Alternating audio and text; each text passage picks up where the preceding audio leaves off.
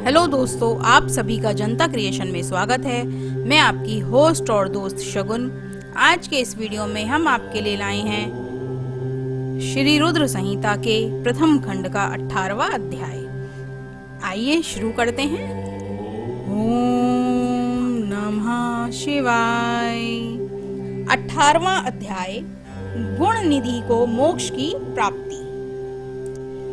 ब्रह्मा जी बोले, हे नारद, जब यह समाचार गुण निधि को मिला तो उसे अपने भविष्य की चिंता हुई।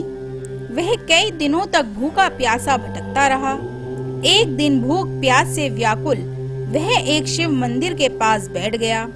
एक शिव भक्त अपने परिवार सहित शिव पूजन के लिए विविध सामग्री लेकर वहां आया था। उसने परिवार सहित भगवान शिव का विधि विधान से पूजन किया और नाना प्रकार के पकवान शिवलिंग पर चढ़ाए। पूजन के बाद वे लोग वहां से चले गए तो गुण निधि ने भूख से मजबूर होकर उस भोग को चोरी करने का विचार किया और मंदिर में चला गया।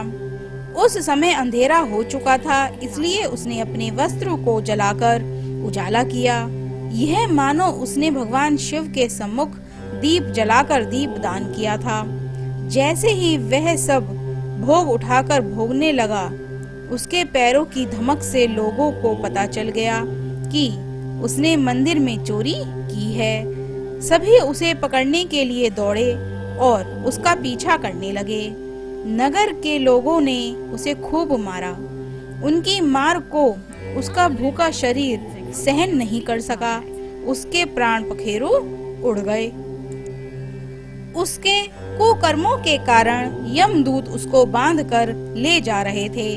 तभी भगवान शिव ने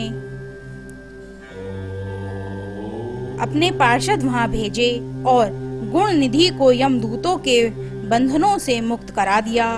यमदूतों ने शिव गणों को नमस्कार किया और बताया कि यह बड़ा पापी और धर्म कर्म से हीन है।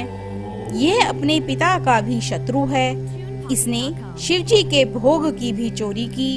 इसने बहुत पाप किए हैं, इसलिए यह यमलोक का अधिकारी है। इसे हमारे साथ जाने दें ताकि विभिन्न नरकों को यह भोग सके। तब शिव गणों ने उत्तर दिया कि निश्चय ही गुण निधि ने बहुत से पाप कर्म किए हैं, परंतु इसने कुछ पुण्य कर्म भी किए हैं जो संख्या में कम होने पर भी पाप कर्मों को नष्ट करने वाले हैं। इसने रात्रि में अपने वस्त्रों को फाड़कर शिवलिंग के समक्ष दीपक में बत्ती डालकर इसे जलाया और दीपदान किया। इसने अपने पिता के श्री मुख से एवं मंदिर के बाहर बैठकर शिव गुणों को सुना है और ऐसे ही और भी अनेक धर्म कर्म इसने किए हैं। इतने दिनों तक भूखा रहकर इसने व्रत किया है और शिव दर्शन तथा शिव पूजन भी अनेकों बार किया है। इसलिए यह हमारे साथ शिवलोक को जाएगा। वहां कुछ दिनों तक निवास करेगा। जब इसके संपूर्ण पापों का नाश हो जाएगा तो भगवान शिव की कृपा से यह कलिंग देश का राजा बनेगा। अतः यमदूतों, तुम अपने लोकों को लौट जाओ। यह सुनकर यमदूत यमलोक को चले गए। उन्होंने यमराज को इस विषय में सूचना दे दी और यमराज ने इसको प्रसन्नता पूर्वक स्वीकार कर लिया। तत्पश्चात गुण निधि नामक ब्राह्मण को लेकर शिवगण शिवलोक को चले गए। कैलाश पर भगवान शिव और देवी उमा विराजमान थे। उसने उनके सामने लाया गया। गुण निधि ने भगवान शिव और उमा को चरण वंदना की और उनकी स्तुति की। उसने महादेव से अपने किए कर्मों के बारे में क्षमा याचना की। भगवान ने उसे क्षमा प्रदान कर दी।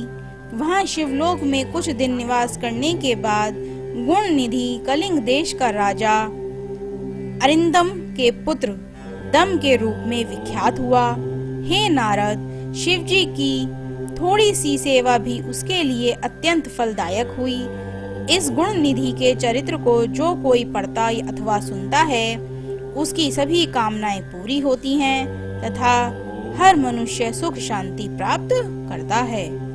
ओम नमः शिवाय। आज के इस अध्याय की कथा यहीं पर समाप्त होती है। आगे की कथा अगले अध्याय में सुनेंगे। दोस्तों, इसी तरह की और कथाओं को सुनने के लिए हमारे चैनल को सब्सक्राइब करें और बेल आइकन जरूर दबाएं। Thank you friends watching this video. Do not forget to like, share and subscribe.